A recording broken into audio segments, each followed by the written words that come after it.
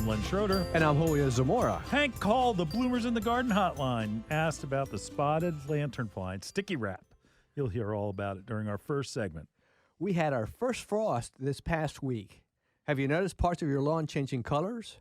That actually signals something. We'll tell you what in our second segment. Professor Steve sent us a beautiful note about adding leaves to his garden. The professor asked our opinion, and you'll hear it in our third segment. Ornamental cabbage and kale are a long-lasting, colorful addition to containers and landscapes. You'll hear all about it, cabbage and kale, in our fourth segment. Pearl called the hotline, and she has cauliflower growing out of her tree. We've got somewhat of an explanation in our final segment. So stay tuned, and we'll be back in the garden right after these messages. Bloomers in the Garden is brought to you each week by Bloomers Home and Garden Center. Bloomers is an award-winning garden center just 20 minutes from Philadelphia.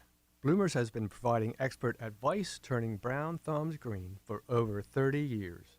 At Bloomers, we want you to ask us every question, even if you think it's silly. We share information in a friendly, non-judgmental way that is meant to teach and spread the joy of gardening. Visit Bloomers Home and Garden Center in Washington Township, Gloucester County. For directions, go to bloomers.com, and we'll see you in the garden. Hi, this is Len Schroeder from Bloomers in the Garden. Do you have a landscape, garden, or plant question? If so, call or text us using the Bloomers in the Garden hotline. Dial 609-685-1880. That's 609-685-1880. Don't be shy. We want to hear from you. Call or text us and let us know what problems you're facing. Let us know how we're doing. Call or text 609-685-1880. If we use your comment on the air, we'll send you a free Bloomers t-shirt. Call or text us at 609-685-1880. That's 609-685-1880. And we'll see you in the garden. Fertilum's azalea and evergreen food plus systemic insecticide 915-3 contains 5 micronutrients which are designed for azaleas and evergreens to provide the proper nutrients and producing stunning green leaves and essential new growth while protecting the plant from damaging insects for up to 8 weeks. Fertilum's azalea and evergreen food contains 9% nitrogen for green growth, building bigger stems and leaves, 15% phosphorus for root growth and increased flower production, 13% potash to promote vigorous growth so plants are better able to resist disease and cold. The micronutrients are the icing on the cake to enhance further growth, strengthen, and beautify color. Tired of seeing your plants prematurely drop their leaves, the flowers disappear? Fertilum's Azalea Evergreen Food plus Systemic Insecticide 915-13 contains an easy-to-apply insecticide that keeps your azaleas and evergreens looking great all year long. Those hungry insects do not have a chance. Apply in spring before buds sprout and continue throughout the season as indicated on the label growing guide. Fertilum's Azalea and Evergreen Food plus Systemic Insecticide 915-13 with micronutrients is a must for the passionate azalea and evergreen grower to help produce that beautiful abundance of color and fantastic fragrance everyone will love. So next time you visit your favorite garden center, pick up Fertilum's Azalea and Evergreen Food plus Systemic and expect to have the best looking shrubs in the neighborhood. Church's Garden Center and Farms, Seashore Road, Cape May, New Jersey. Collegeville, Do It Best. Ridge Pike, Collegeville, Pennsylvania. County Line Nursery, Harleysville Pike, Harleysville, Pennsylvania. You're listening to Bloomers in the Garden Radio. Listen anytime through your favorite podcast provider or hear us on the radio each weekend. Every Saturday morning, Bloomers in the Garden Radio is heard in Philadelphia and throughout the whole Delaware Valley, first at 8 a.m. on Talk 860 WWDB, and again at 9 a.m. on AM 800 WTMR. On Sunday at 8 a.m., we can be heard through the New York tri-state area on Classic Oldies, 1250 a.m. WMTR. Thanks for listening, and we'll see you in the garden. Welcome, everybody, to Bloomers in the Garden. Well, Hank from Morristown, New Jersey, called the Bloomers in the Garden hotline and asked how long to leave his fly tape up to stop the spotted lanternfly. Listen to his call. Yeah, this is a question regarding the spotted lanternfly. We've been doing battle with those pests and have done what you suggested. We wrapped our tree trunks with sticky fly paper. And my question is, do we have to refresh that fly paper over the winter, or can we take it down and put it up again in the spring? It's fall now, so I would just like to know if I can take that down and then put it back up again in the spring.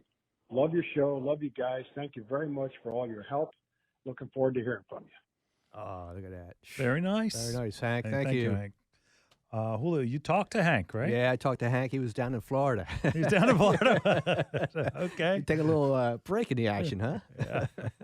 Hey, so again, it's all about the life cycle of the spotted lanternfly. Spotted lanternfly wants to lay eggs. It's getting towards the end of that cycle, but the tape is there to prevent them from crawling from the ground up into the canopy of the tree, where that's where they lay their eggs. Yeah. Their eggs look like mud. They look like a swath of mud, like somebody was having like a mud ball fight, and it just left a little mark.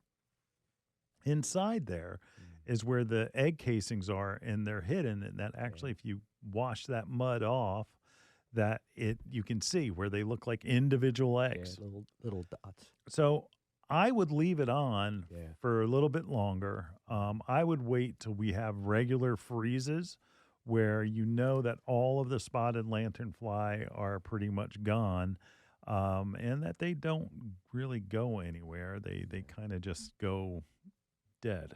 Yeah, boom.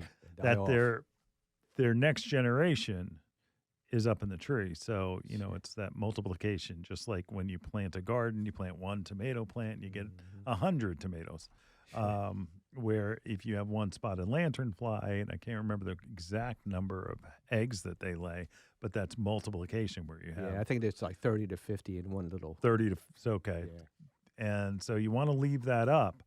But he had another problem that tell me about that. Yeah, he said he had a woodpecker that was stuck on there. So, and thank God he got him out. Yeah, that's right. And that is a common problem. Yeah. That it probably was a downy woodpecker, which is one of the little woodpeckers that climb up the tree. Yeah.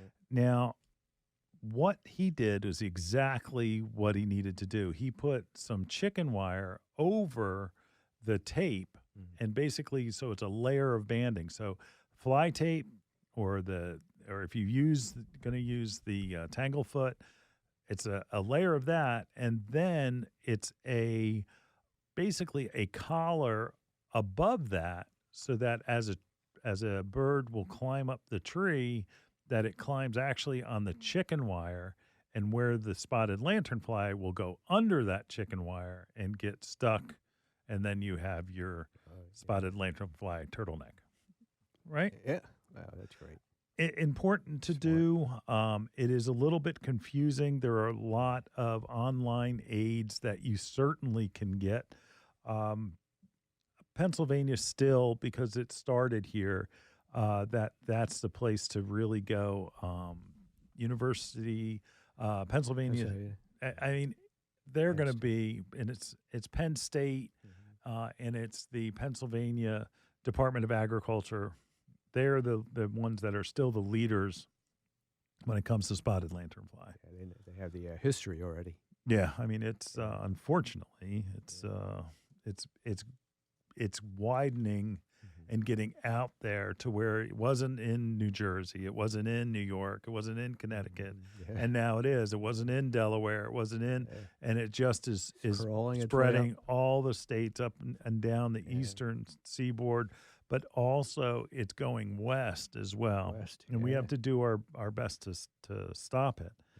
Now, if you see those swaths of mud in your tree, you need to take a credit card or something along those lines, and you're going to scrape that off and get it off your tree and put that egg mass in a baggie that's filled with either bleach or alcohol.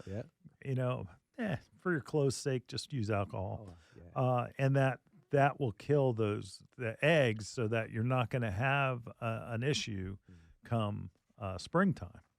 Oh, yeah. So Julio, Yes. what did you tell Hank? When can he take it down? I told him to leave it through the winter time. Leave it through the winter? Yeah, Okay. because they're still active.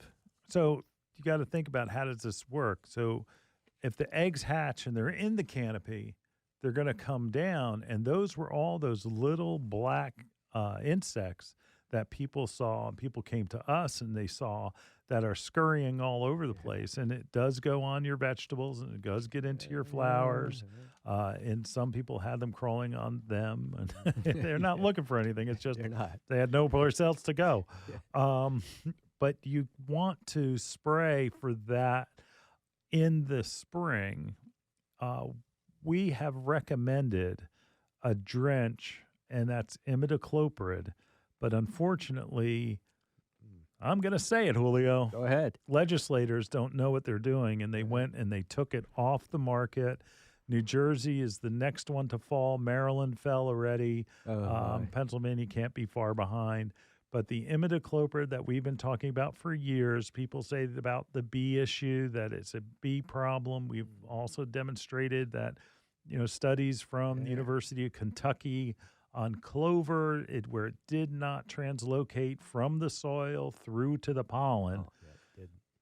It was idiots using it wrong, spraying it on plants during the daytime when bees were active. And yes, it's going to kill them. But so is all of the organic products like pyrethrins. Pyrethrins are deadly to bees. So again, get it while you can. And it's a systemic insecticide where it will be a drench, and that what can happen, I think we can sell what we have in stock until some date in 2023. But again, it's an excellent insecticide that's going to have to be replaced by something. And it was the most effective thing that we had against things like spotted lanternfly. Let's see what happens. I don't know. Julio, do you have any comments? Yeah, I just wanted to give a heads up as to where, the spotted lanternfly could be at. And Tree of Heaven is their host plant. You got the black walnut. And can I interrupt? Go ahead. Tree of Heaven looks like what some of us old timers call sumac. But it's not sumac. If we want to, I don't want to get into a horticultural sparring match with anyone. Right. But it's what a lot of old timers call sumac. And it's not necessarily sumac, but it looks just like it. So keep an eye on that. So that's a host plant. You got it on black walnut. They'll go on black walnut, red maple, willows, red river birch, wild grapevines, even apples and peaches. All right. There's nothing. I think they're finding that they can eat just about anything. Just about anything, yeah. Now on the masses too, Len, they can be anywhere too. They can be in in furniture outside. That's right. Not necessarily just your trees. That's right. And just look out for that. It could be on anywhere. They could be anywhere, on posts, on trellises. Remember, we saw it on the other studio, in the 555 building. They were climbing 20 feet up the building, yes, and laying their egg masses on the building. Yes. So yeah, Julio's absolutely right. Yeah. But we have some defense with using the sticky tape around the trees. It's getting towards the end of that cycle, but keep it on there, like Julio told Hank. Just keep it on there till winter time. Again, it's now you've got to worry about them the eggs hatching and coming down the tree and getting onto everything. And that they don't really fly. Everybody thinks they fly. They don't really fly. But what they do is they're leaf hoppers. Like in Toy Story, they hop with style. Anyway, a style spotted lanternfly.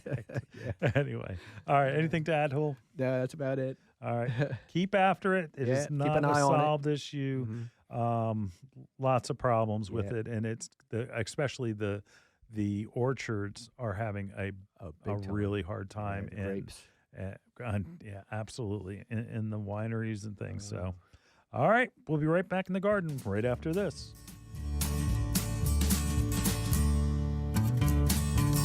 Hi, this is Len Schroeder from Bloomers in the Garden. Do you have a landscape, garden, or plant question? If so, call or text us using the Bloomers in the Garden hotline. Dial 609-685-1880. That's 609-685-1880. Don't be shy. We want to hear from you. Call or text us and let us know what problems you're facing. Let us know how we're doing. Call or text 609-685-1880. If we use your comment on the air, we'll send you a free Bloomers t-shirt. Call or text us at 609-685-1880. That's 609-685-1880. And we'll see you in the garden. You know, some of our most frequent questions revolve around organic container gardening for houseplants, annuals, and of course, vegetables. Coast of Maine's Bar Harbor Blend Organic Potting Soil is a lightweight soil mixture made with salmon, blueberry, lobster, and other composts, as well as calcium and chitin-rich lobster shells, sphagnum peat, perlite, and kelp meal. It is a great soil. And Coast of Maine's Bar Harbor Organic Potting Soil is rich in organic material, creating lush, disease-resistant plants that require less watering, less feeding. Its rich, dark brown color provides the perfect balance between water retention and drainage needed for healthy plants. Coast of Maine's Bar Harbor Blend Organic Potting Soil is available at these local retailers: Pickering Valley Feed and Farm, Exton, PA; Ashcombs Farm and Greenhouses, Mechanicsburg, PA; Sickles, Little Silver, New Jersey. Fall is for planting. Visit Bloomers Nursery and let one of Bloomers nurserymen help you lay out your next landscape project. Bloomers has the finest selection of fall flowers: hardy mums in multiple sizes, celosia, coxcomb, winter pansies, ornamental peppers, ornamental kale and cabbage, and all types of grasses. Bloomers has a frightening large selection of face pumpkins, flat stacking pumpkins, gourds, and fall decorating items. Come visit Bloomers, the store behind the radio program, open 7 days. Go to www.bloomers.com. That's www.bloomers.com. You're listening to Bloomers in the Garden Radio. Listen anytime through your favorite podcast provider or hear us on the radio each weekend. Every Saturday morning, Bloomers in the Garden Radio is heard in Philadelphia and throughout the whole Delaware Valley, first at 8 a.m. on Talk 860 WWDB, and again at 9 a.m. on AM 800 WTMR. On Sunday at 8 a.m., we can be heard through the New York tri-state area on Classic Oldies, 1250 a.m. WMTR. Thanks for listening, and we'll see you in the garden. Welcome back to Bloomers in the Garden. I'm Len. He's Julio. Yes. Hey, we right here. are talking about cold weather's coming. Yes, it We is. had our first couple of frosts, and I've noticed my lawn is changing colors. How about yours? Mine is too. Yeah, yeah. We'll talk about that. Yeah, we Julio needs some lawn therapy. Yeah. But if your lawn is starting to get red in some areas or brown in another, and it means that you have weeds. Okay, that's not grass. Yeah. Those are weeds. So they're like reddish color, reddish purpley color. It's crabgrass. Crabgrass. We've told you about crabgrass from the first application in spring. Yeah. The crabgrass drops its seed, and most other annual weeds are dropping their seed and planting them in the middle of your lawn to come back next year. And like we talked about in the first segment, we were talking about how that it's that whole concept of one plant, gives off how many seeds. Oh, boy. Then that seed germinates as one plant, and that gives off how many seeds? Quadrillion. I don't know how much a quadrillion is, but yeah. it sounds like a lot. It is a lot. And crabgrass specifically, we implore you to do 2 applications of crabgrass control and do them about a month apart. So if you put it down in March, put the next one down in April. It will, because crabgrass starts germinating when the soil temperature gets to be about 50 degrees. When that happens, that crabgrass control, depending on which one you use, may or may not work. But it doesn't work all the time. It only works till about the second or third leaf stage. And again, it's important to do it twice because all of those little seeds that are right now dropping off of those crabgrass plants they're planted and that they may hit the soil a little deeper or they may be on the surface. So they're going to germinate at different times. It's not all your crabgrass is going to germinate and, hey, put it down in March, germinates in April. Nah, it doesn't happen. Sometimes it'll wait all the way until almost June. Wow. So you want to have protection from a crabgrass preventer from March through June. April, May, June. 3 months. Okay. Important to do. Yep. Now, I have a personal problem. Uh-oh. On my lawn, I have Kalinga. Kalinga. It's a great name. I just like saying it. Kalinga is a sedge, and that sedge is like not sedge, but Kalinga is a dwarf type of grass that runs. That's a runner underground that will. It's a tough one. It's a tough one. I took a non-selective herbicide Roundup and killed my entire lawn. That's right. Which was Kalinga. Right. And I went and I reseeded it with good grass seed. Right. Yeah. Bloomers. Sure. It's got to be good. It's got to be good, yeah. And with good grass seed. Right. It came up. It came up? Looked good. Yeah. Kalinga came back. Oh, no. Because it was still under the soil. Oh, And that what tough. happened is if you over water your lawn, like, I have a shoemaker syndromes. Set my timer for my sprinkler and forget it, and it just goes on. You don't have a timer. And what happens is it loves wet areas. Oh, yeah. So it gets a foothold in that wet area and it just spreads outward. So my lawn is starting to look like reddish brown. Oh, it's a nice in sections. Oh, yeah. In sections. And that's pretty. I'd like to pretend that I'm doing it for a test for crabgrass control, but No way. actually I have some crabgrass as well. If you have shade, you don't have crabgrass. Crabgrass won't grow in the shade. That's nice. But you've got to start thinking about getting a handle on crabgrass control in early spring. So don't forget this. All of those crabgrass plants and all those weed plants are dropping their seeds right now, and that they are going to multiply. So now, Julio, I admitted to having Kalinga. Oh, yeah. Of course. And you I have Zoysia. Yes, I do. By choice. Oh, my Yeah. Yeah, How does that look today? It looks kind of brownish. Kind of brownish? Yeah. Yeah? That's right. Telling you. Yeah. I can Telling you tell. that Compared there was to a my, Zoysia salesman that went Yes, through he- Pittman yes, and he sold it did. to everybody. I'm telling you, it's like clockwork. It's You right want it now. out, right? Yeah, I want it out. Yeah, You want it out, but Oh, the only yeah. way of getting out your Zoysia is by digging digging it out. Yeah, yeah. Same thing with the Kalinga. Yeah, I mean I don't know. I think it's going to take a couple of applications Right. of a non-select herbicide for it to work. Like Roundup. Because Gotta hit a couple clean up times. from bonide. Right. Again, it's going to be glyphosate, but who knows? Glyphosate may be the next one that's taken off the market. And then controlling your watering situation. Yeah, I know what to do. We're talking about your problem, not mine. I know. But Zoysia, Zoysia. again, when did it start turning brown? As soon as it dipped below 50, and at night, Really? it started to change a little bit. Yeah. So that's a month ago. Yeah. It started. You could tell. I could tell. It was, I wasn't cutting it. Wow. Yeah.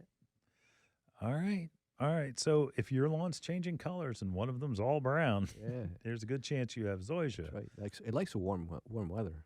Well, it is a warm season grass Yeah. that is being grown in a cool season area, Shouldn't and be. it doesn't belong. Yeah, it doesn't So belong here. No. let's just leave it at that. Yeah, really. But if you see your lawn changing colors, They'll bring know. a sample of what you see changing colors and bring it into your local garden center, because they'll be able to tell you. It's like, that's crabgrass, and a crabgrass control will control a whole host of different types of weeds, not just crabgrass, yeah. and that they'll be able to identify what those are. And we're trying to get you a launch for the spring. Now, you can still put down grass seed right now.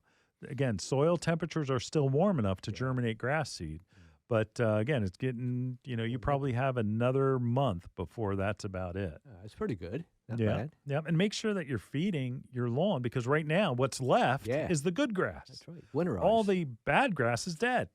So all the weeds are dead and dying for the most part. You may have some perennial weeds like dandelions and such. Right. But if you make sure you're feeding your fall application of fertilizer, it's because that's important. very important, Yeah. because it's going For to next year. establish your good grass, Yeah. and that you're going to prevent that other bad grass from coming up when you put down your crabgrass control, and that your regular grass will fill in. Yeah, that'd be great. And that's That's what you want, right? that's it. Mhm. That's it. But remember, 2 applications. I don't Right. care what any 4-step program says. Don't believe it. Don't believe on the 4-step. They've taken it. They've made it so that Strict, isn't it? they've taken stuff out of it. It used to have an insect control. Oh yeah, let's make it cheaper or let's hold our price. Right. And by removing things, and that's what happened. Ladies and gentlemen, 4 steps do not work. go by that. That they are the basic. If you're going to do something, at least you're doing that. But you're not. Their lawn's not going to look that great. So you've got to do other things besides that. Yeah. Yep. So you heard it here first. That's right. All right. All right. We're going to break and going to hear from our sponsors right after this. Hi, this is Len Schroeder from Bloomers in the Garden. Do you have a landscape, garden, or plant question? If so, call or text us using the Bloomers in the Garden hotline. Dial 609-685-1880. That's 609-685-1880. Don't be shy. We want to hear from you. Call or text us and let us know what problems you're facing. Let us know how we're doing. Call or text 609-685-1880. If we use your comment on the air, we'll send you a free Bloomers t-shirt. Call or text us at 609-685-1880. That's 609-685-1880. And we'll see you in the garden. Fertilome Succulent Potting Mix with EcoPeat is the perfect ready-to-use potting mix for all your succulents. Fertilome Succulent Potting Mix is a blend of sphagnum peat moss, perlite, and EcoPeat. EcoPeat is a natural wood fiber from peat bogs.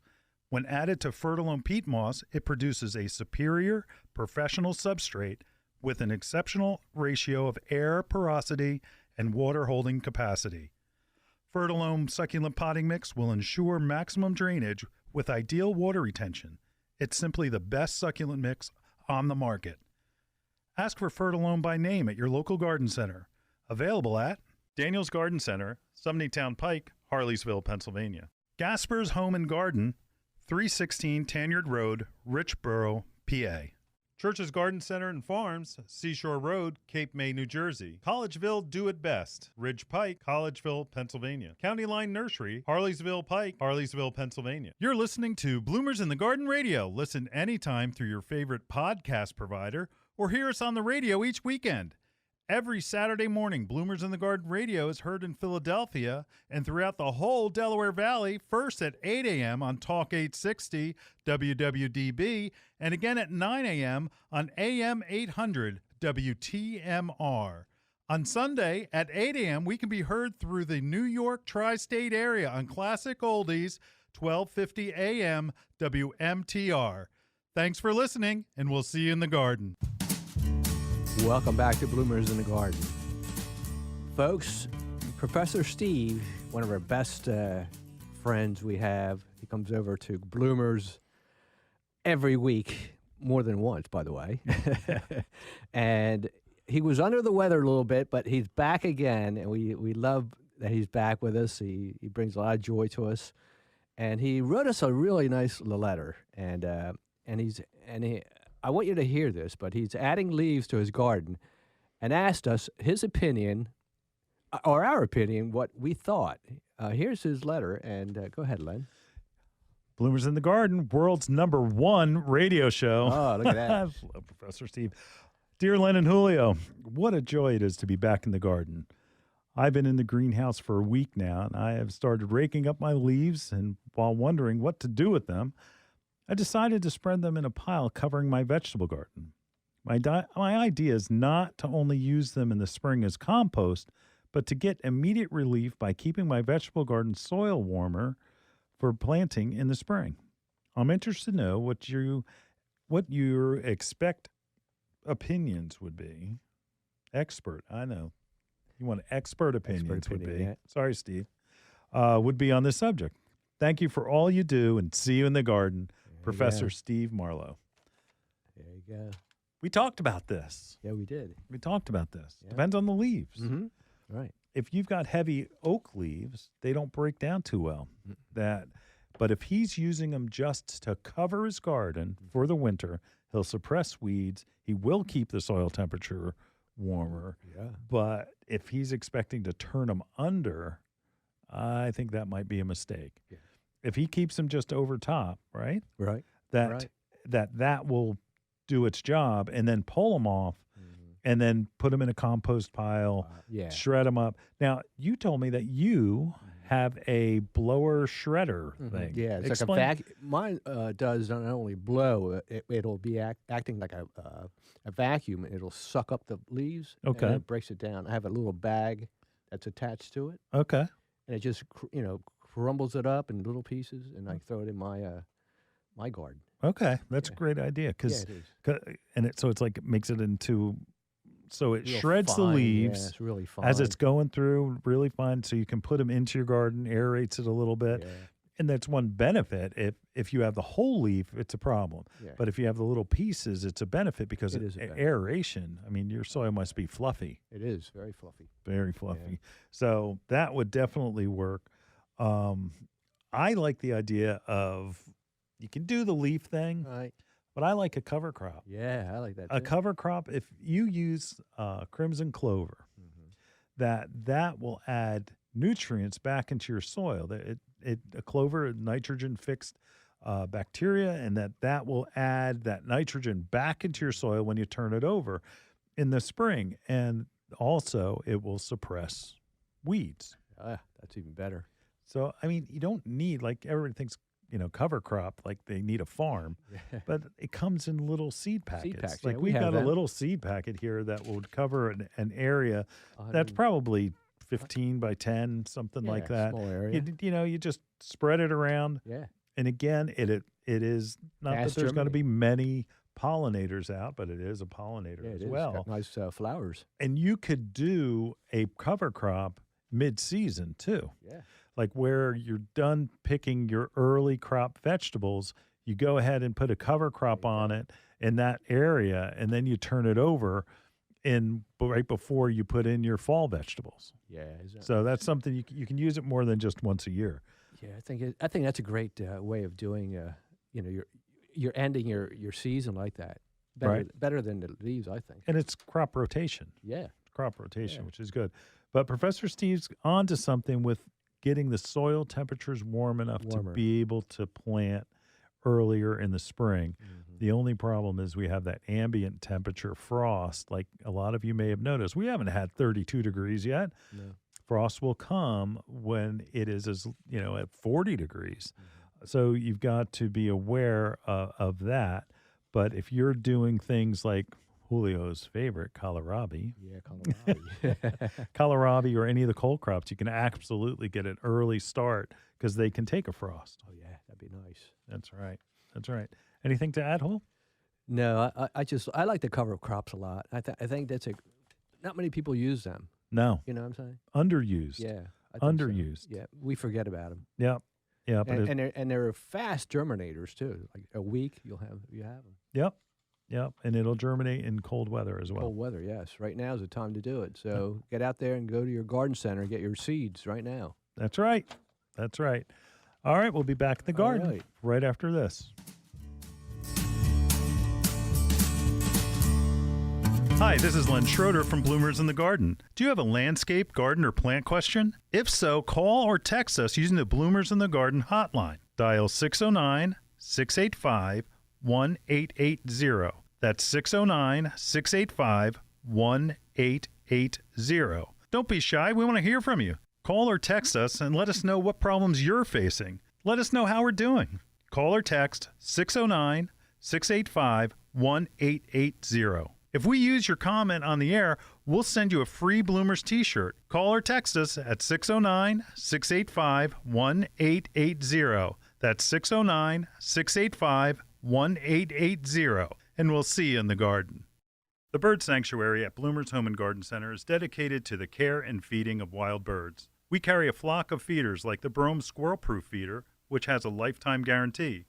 Brome makes fantastic feeders for frustrating squirrels and feeding songbirds. Bloomers Bird Sanctuary has a vast selection of wild bird seed, suet, seed cakes, and mealworms. We carry Lyric, Coles, C&S, Pine Tree Farms, and our own line called Bloomers Blend. Bloomers Blend Songbird Magnet contains premium black oil sunflower, peanut splits, millet, safflower, and tree nuts.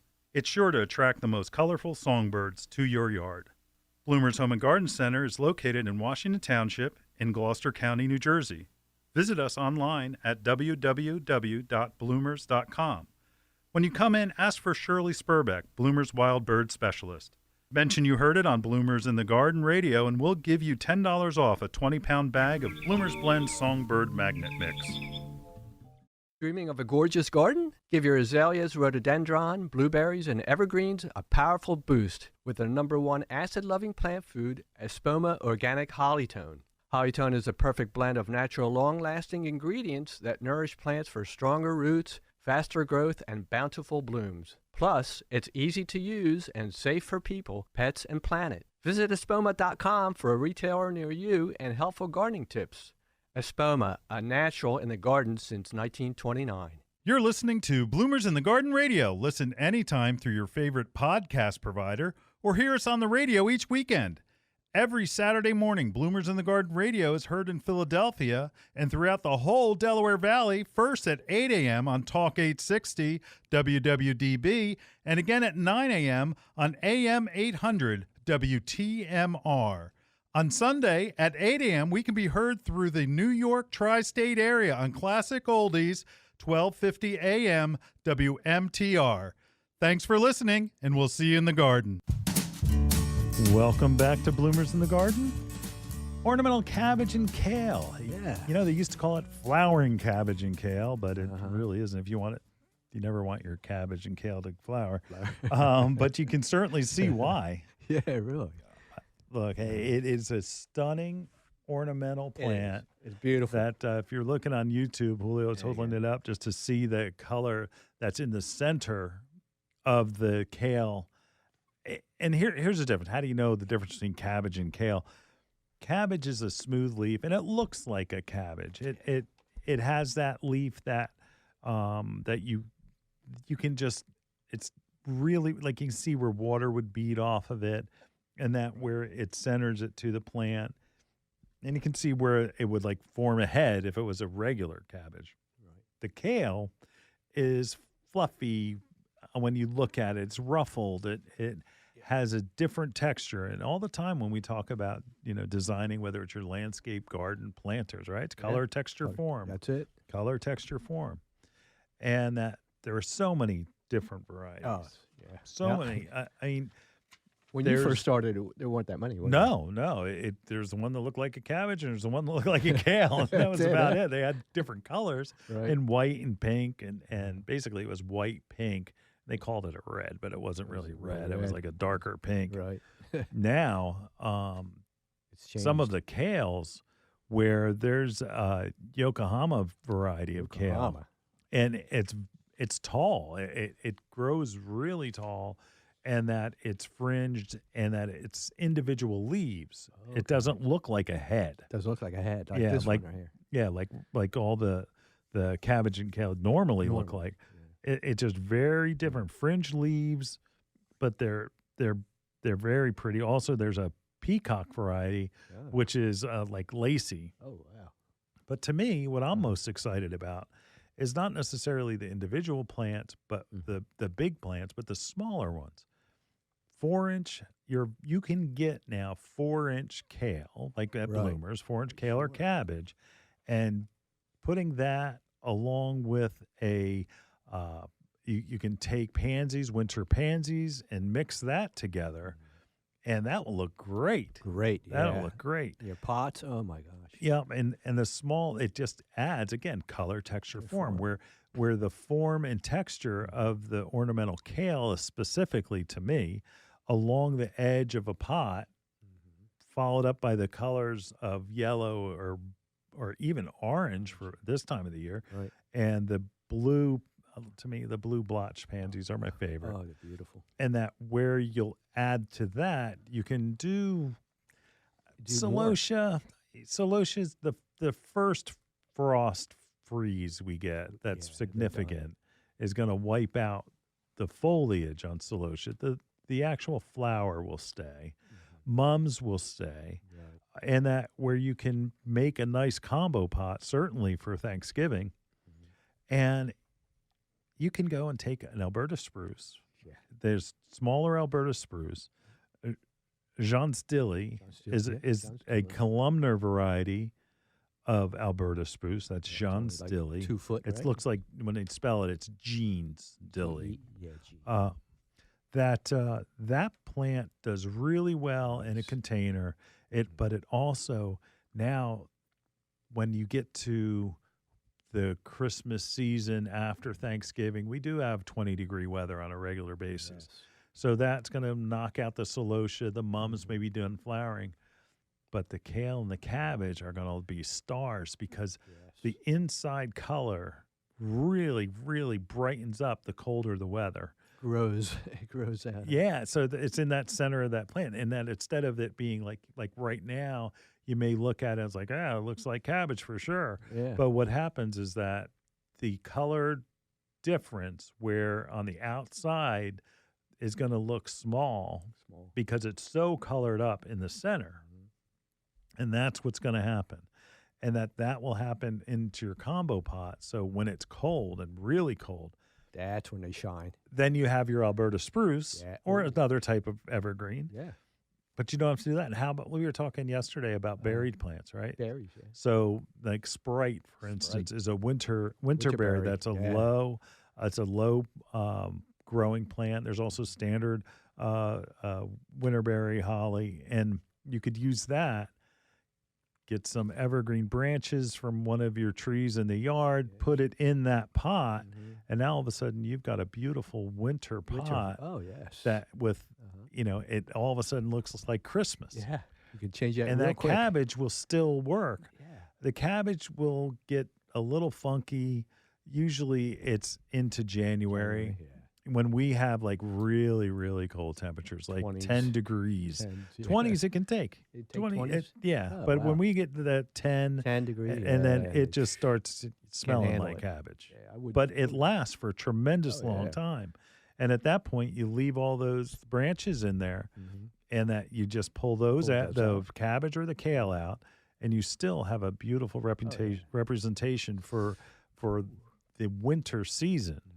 And, we're going to make sure that you spray it with wilt stop. That's right. That's the best thing. And what that does is it prevents those evergreen branches from drying out. Yeah.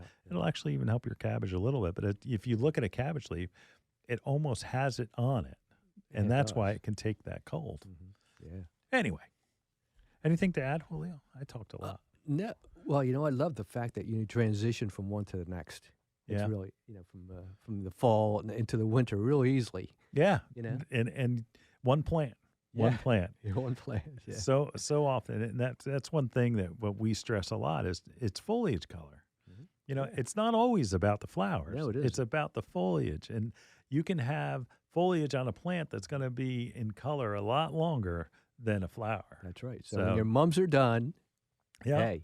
That cabbage is still in its still glory. there, to grow. Yeah. Go out to your local garden center and go take a peek. Grab some, put them in, and you can just plant some or put them just sitting on your porch. That's it. And it just will look great, especially, Halloween time. Yeah.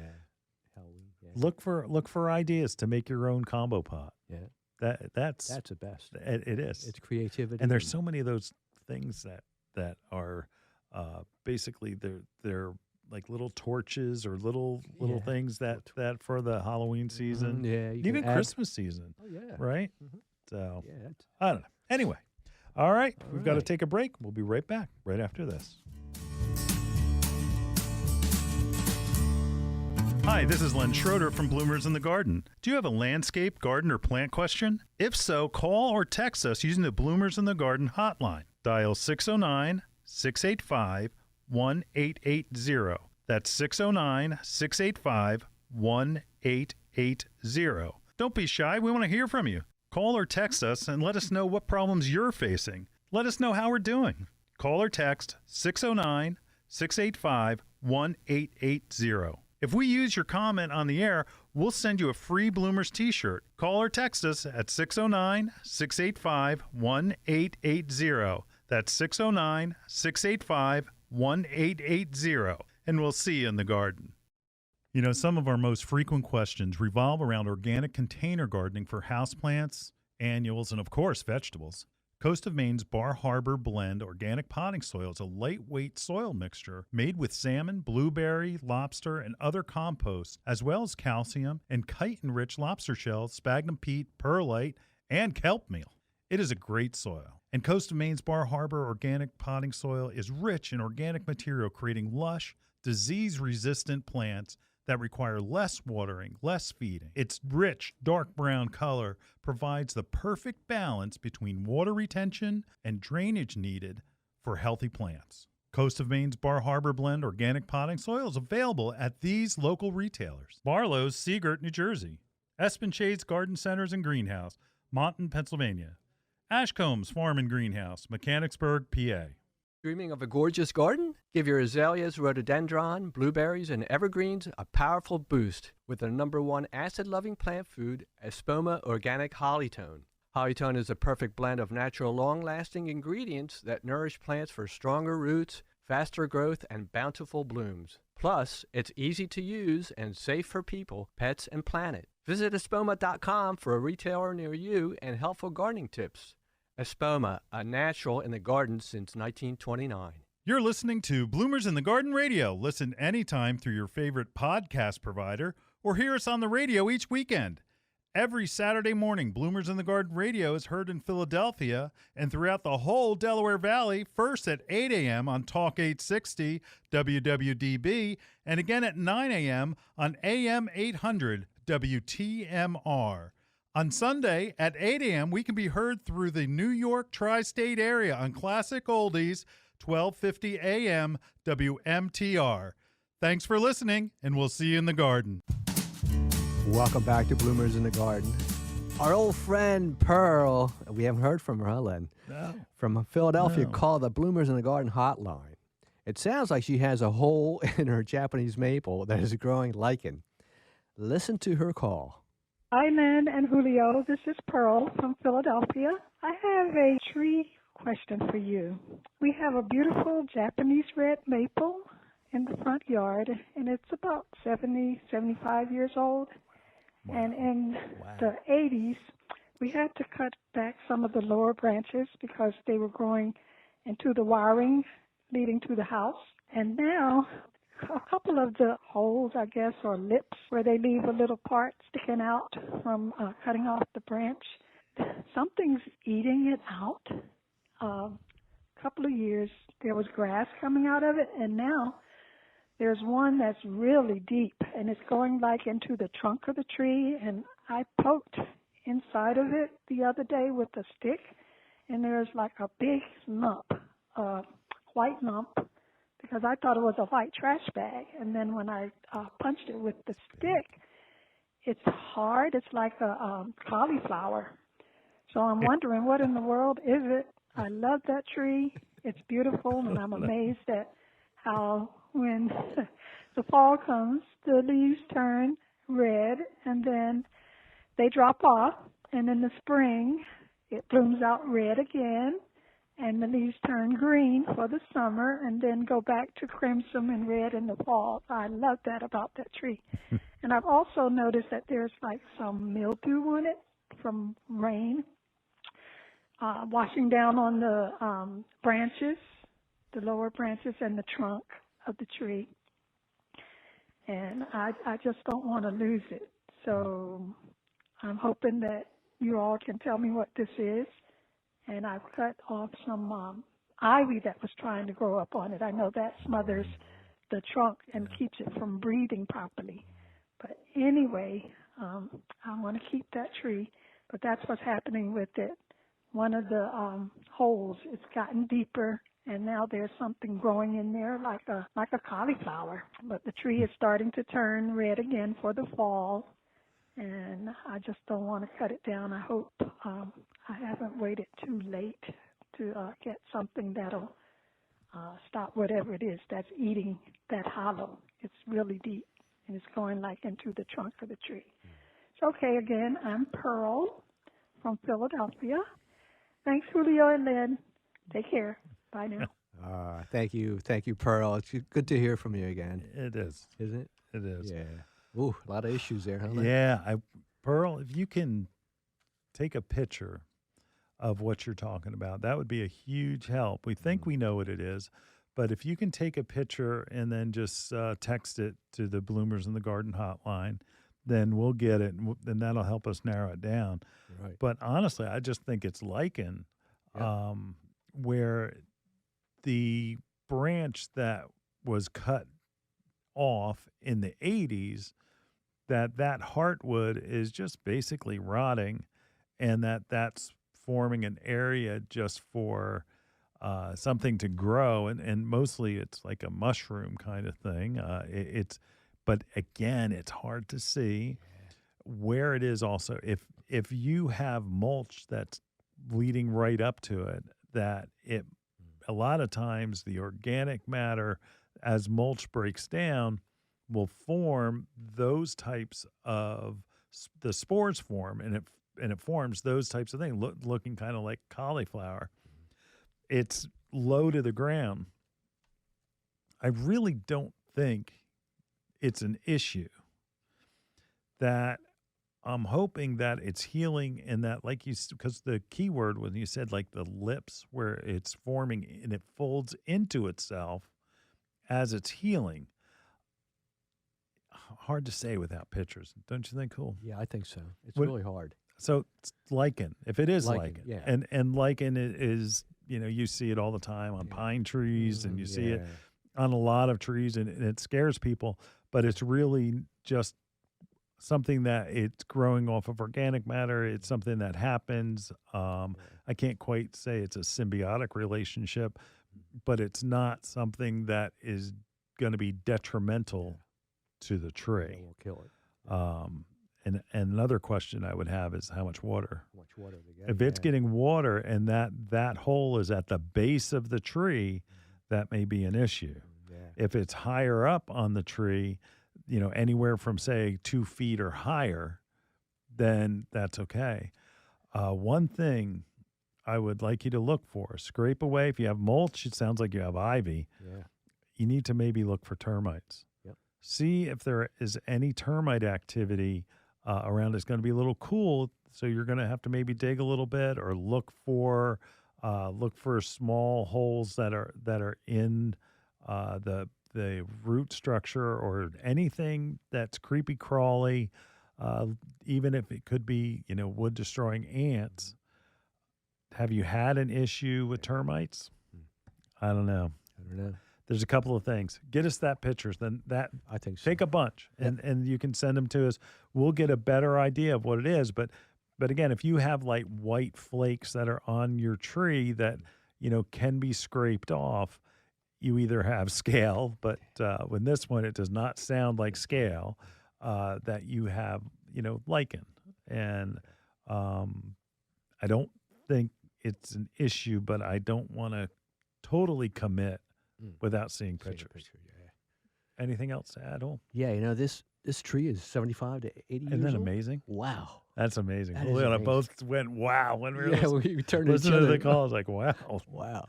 And it sounds exactly like an old Japanese maple, where, that was before there was varietal names, where right. they were doing this, like they're red all the time or what have you. It sounds beautiful. It does. Love to see it. Yeah. Love to see it. Yeah, amazing. So, Pearl, give us a call back. Take the pictures. Give us a call back, or text us.